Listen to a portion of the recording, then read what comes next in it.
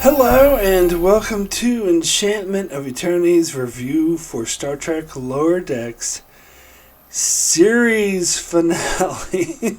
Why does it have to end? Why does it have to end? Season 5, Episode 10, The New Next Generation. This video is a part of a series of videos where I review episodes of Star Trek Lower Decks. So I'll have to start with the spoiler warning for the entire fucking series. Well, not really, but up to the series finale, Season 5, Episode 10. If you have not seen up to this episode, that's a very sad occasion. You will not want to watch this video, otherwise some things will be spoiled for you. So as you can see, I have my friends. I have to have my friends up close joining me for this final review. Boimler, Mariner, and Rutherford. Tendy's back there because that toy is actually broken and I can't move it because the back is holding it up. I should try to see about fixing that one day. But anyway, so that's why Tendy's is back there. No disrespect to Tendy at all. But anyway, I thought I should bring these three up anyway for this final review. So, very sad, as I said. And you know what? I won't lie. I got very emotional during the episode. Particularly, I was in tears by the end of it. And that had everything to do with the fact that it was the series finale. But it's not like no matter what the series finale would have been, I would have been in tears. But that ending was just, it was beautiful to me. Now, granted, it's very similar, I found, to pretty much every other season finale, I should say, of Lower Decks. They all have a similar tone where it's more sort of action based and they're a big mission and the ship's at risk and the crew has to come together and show how awesome they are, and it ends with them realizing and celebrating and being like, yeah, we did it, Cerritos strong, you know. Kind of the same thing that they usually do. And I gotta admit, and I'll get more into this when I get into my review of Season 5 as a whole, if I look at the season as a whole, this season was actually kind of lackluster compared to other seasons, except for, Season 1 is obviously better than that. But it wasn't the best season, and I think as a whole, as a cohesion, the season really didn't deliver that much, and it was a bit out of joint. But as a series finale, or as a season finale, an episode that's tying up the season, I think it does a fairly good job. Like, it brings in a lot of elements that we were introduced in the season, like the character, I can't remember her name, but the one who was Zeus's daughter and throws lightning bolts, and Starbase 80, and the fact that, Boimler's pad he got from that other dimension. And, of course, it mentions William Boimler, and we see T'Pol and Garrick and Bashir. You just see them in the scene towards the end. And maybe there might be a few other elements that I'm forgetting. Well, the Klingons. Of course, obviously, the Klingon dude and his brother. Yeah, and all sorts of other elements, and so brings them all in to tie up the season. So I think that works. And I do think that this episode was written as a season finale, not as a series finale, but I do suspect that the ending was added on after they found out the show was canceled. I'm not sure, I don't know that for certain, but I heard rumors that might be the case, and watching it does seem to be the case, similar to Discovery, and I dare say this one actually feels more natural to the episode and less tacked on like the Discovery ending did. Because some similar thing happened to Discovery. If you didn't watch it, the show got canceled and they already filmed the whole season, but they did reshoots and added in couple extra scenes at the end to tie up the whole show. And I don't know, I still don't know for sure if that was the case here with Lower Decks, but I think it was. And if so, they did do a much better job. Like all the stuff with that, Freeman leaving the ship and going to the station, the Starbase 80, and Ransom getting promoted to captain. I feel like all that stuff was added in when they knew it was going to be the end of the series, because that's the only thing that sort of sets this episode apart from other season finales, is obviously major changes. And I do kind of feel like that was added in after the fact. But if so, chef's kiss to that. Amazing job. Definitely great job at that. As I said, it blends into the episode perfect. And it was a touching ending, actually. It was a really touching ending way to end this series. But let me not jump to the end right away. The Klingon element, I gotta be honest, felt a little bit tacked on.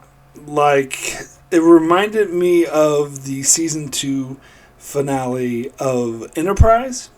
I don't know if you remember that. It's called The Expanse, not the show, but it's the one that sets up the Xindi arc. And that's the main point of that episode. It was a big cliffhanger leading into season 3.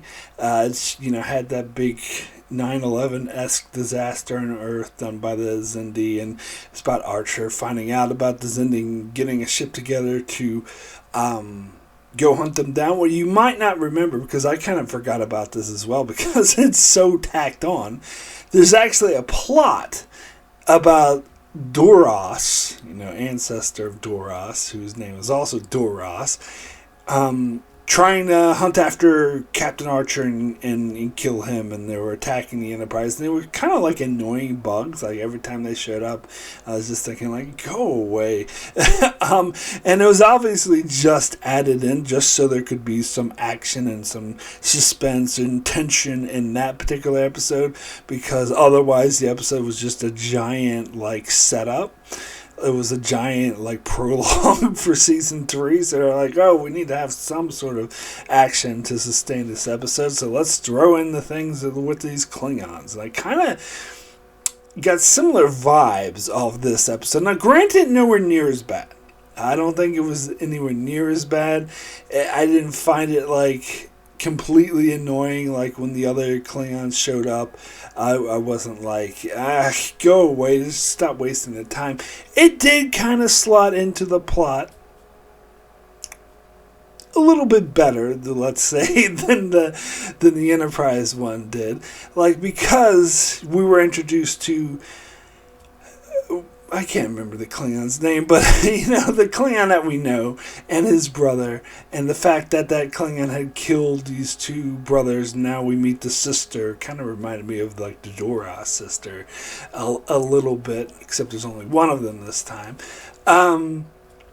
But I'm sure that's the vibe they were going for. I like how the Targ looked like a poodle.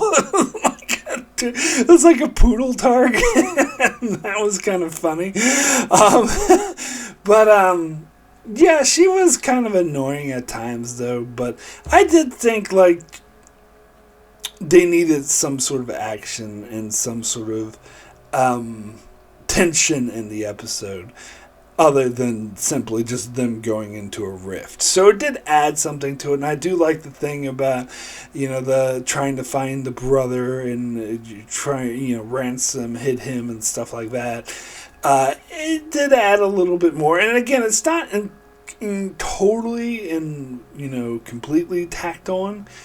Because, as I said, these characters were introduced, and it did feel like something Lower Decks would do.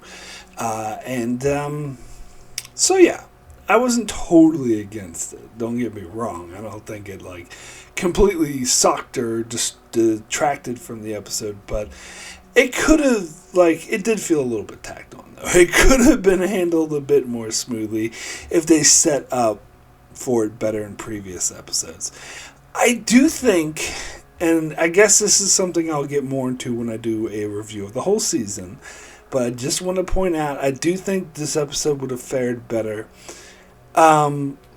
if the previous two weren't episodes that didn't focus on our main characters. And that's made worse by the fact it's the series finale. But a lot of people pointed this out last week. I actually don't have a problem with last week's episode with the William Boimler shit. My main problem is that the episode before that was the Upper Deckers ones. I think that episode was, in the pantheon of the season, unnecessary. And even if you must have it, it was poorly placed. It shouldn't have been episode number 8. Episode 8 should have helped set up for this episode better in some way. And definitely focus on the main. Like, maybe episode 7 should have been episode 8. Maybe they should have swapped those around. But anyway, I don't know. But yeah, so the fact that the Cerritos, the hull couldn't be protected by the special shield, so it kept turning into different kinds of ships, was, a great way to do Easter eggs. And it was a great shot. I love when they had the Severin class, or Sovereign, or however you say it, the Enterprise E.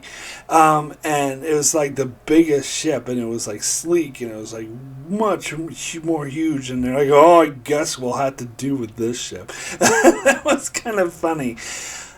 I will say, just noticing Rutherford here, I felt like his plot seemed to come out of nowhere, and it didn't make total sense to me. That did seem a bit jarring, how all of a sudden he was like, fuck the Cerritos, oh, the Cerritos is so old, I hate it.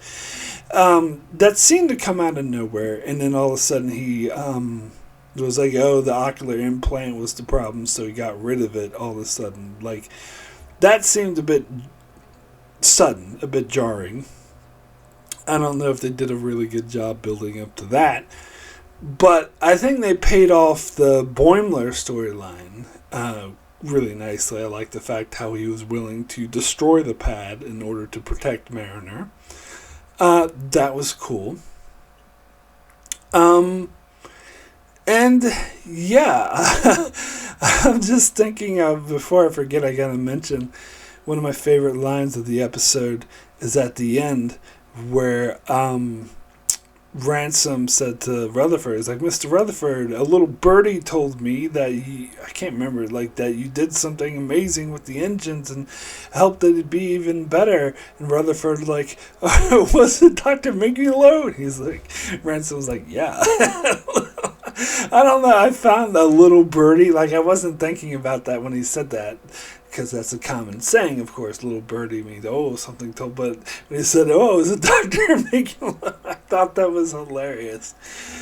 But, yeah, so, yeah, I mean, not much to say about the whole protecting the fissure thing. It did seem maybe a little bit easier. And the fact that the admirals were like, oh, there's Boimlers are connected, so it has to be you. Like, that seemed a bit silly, but maybe they mentioned that the Enterprise was too far away.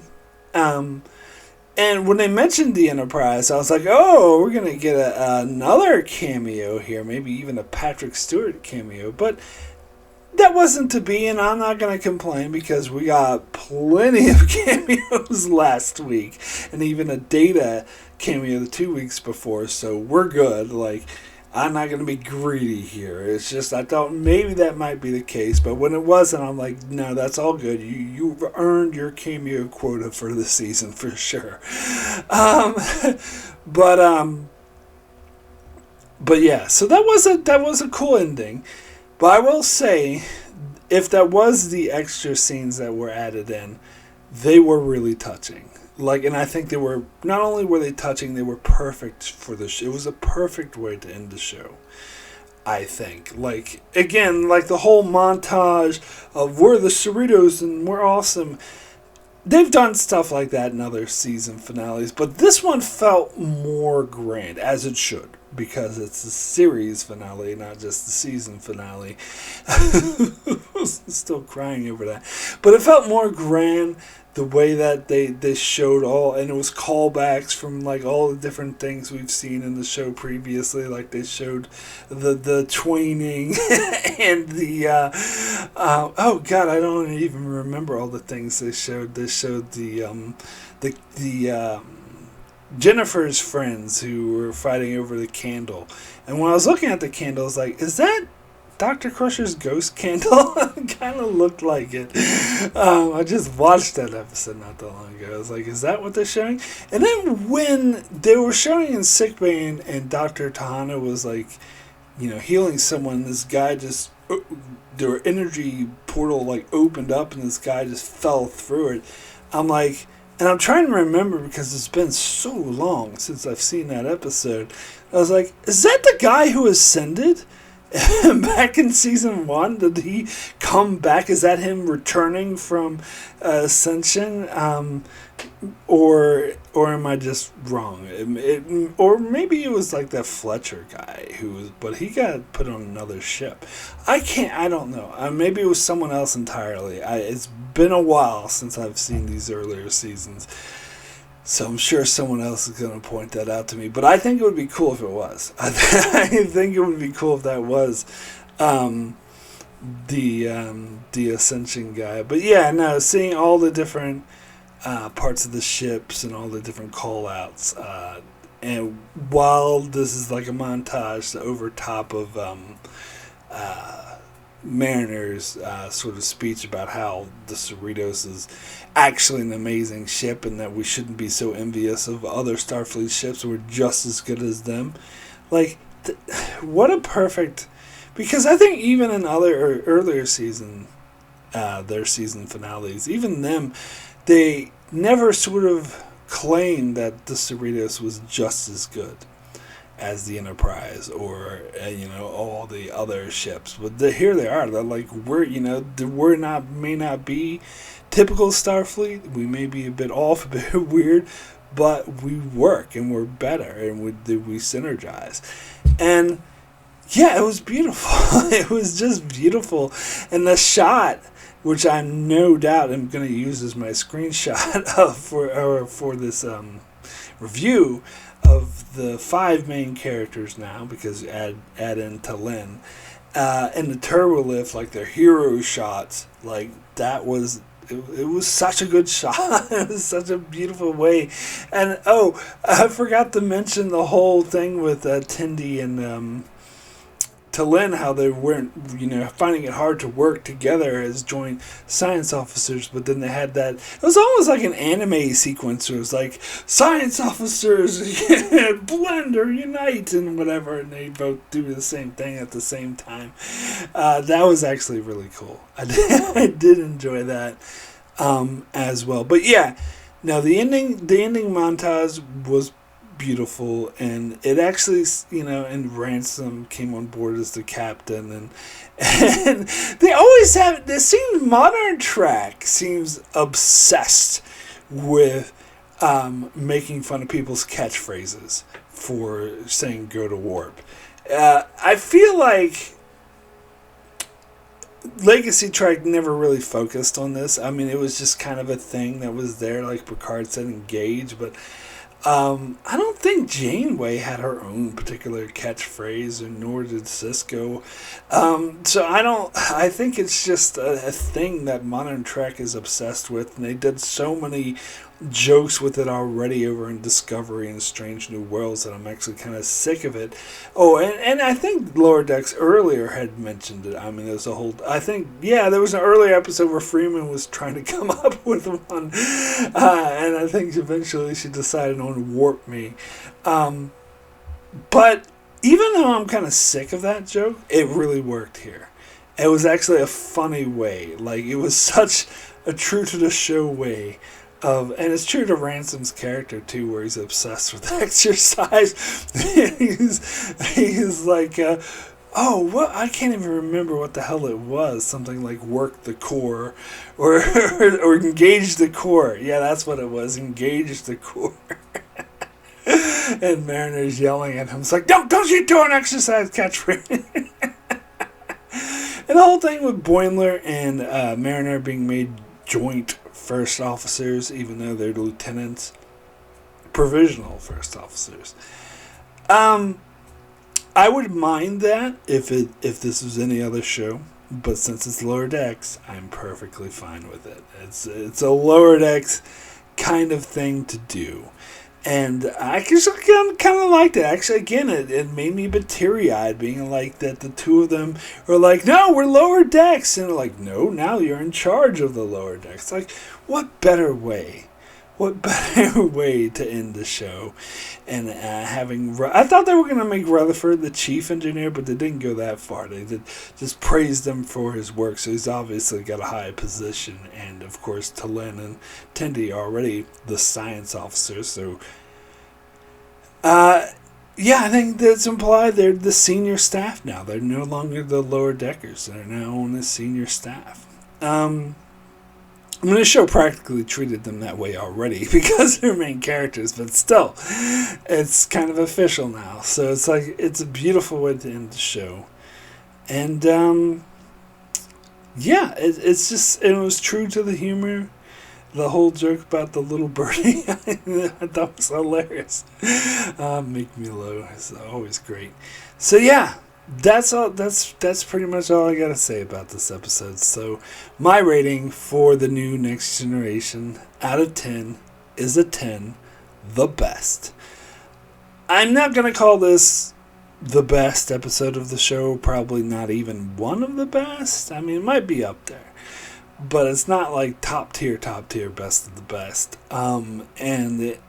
It's not gonna be all that high in the pantheon of series finales either, although there are some really bad ones, so it doesn't have that much competition.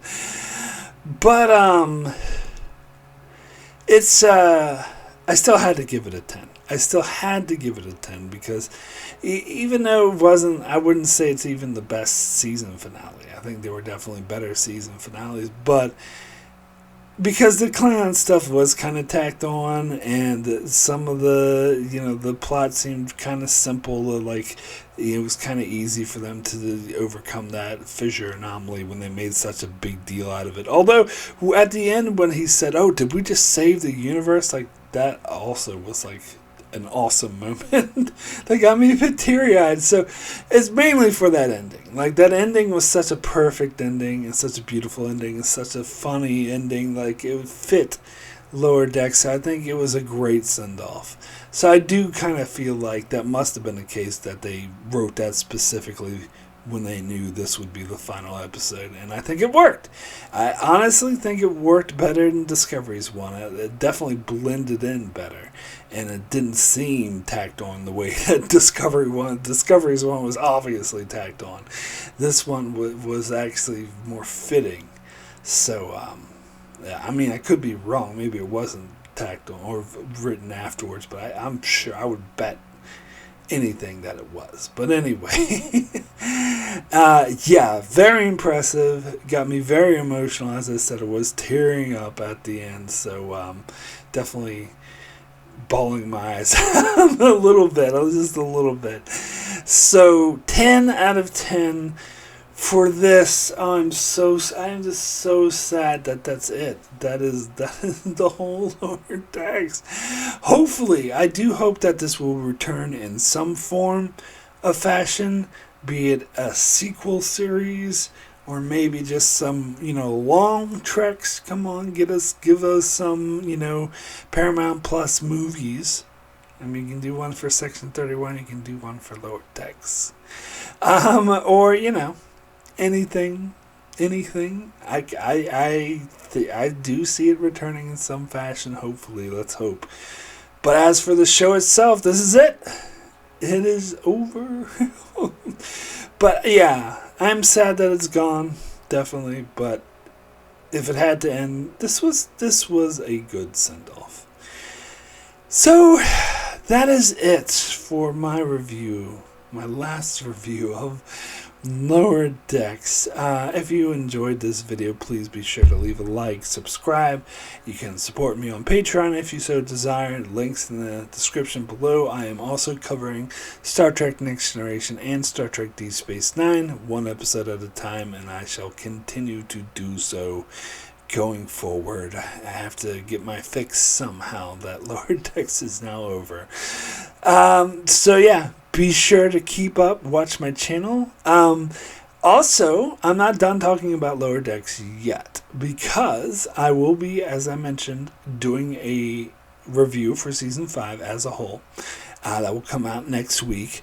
But this coming Monday, I'll be doing a live discussion with my sister Alyssa over. It'll be here, but Alyssa will be joining me here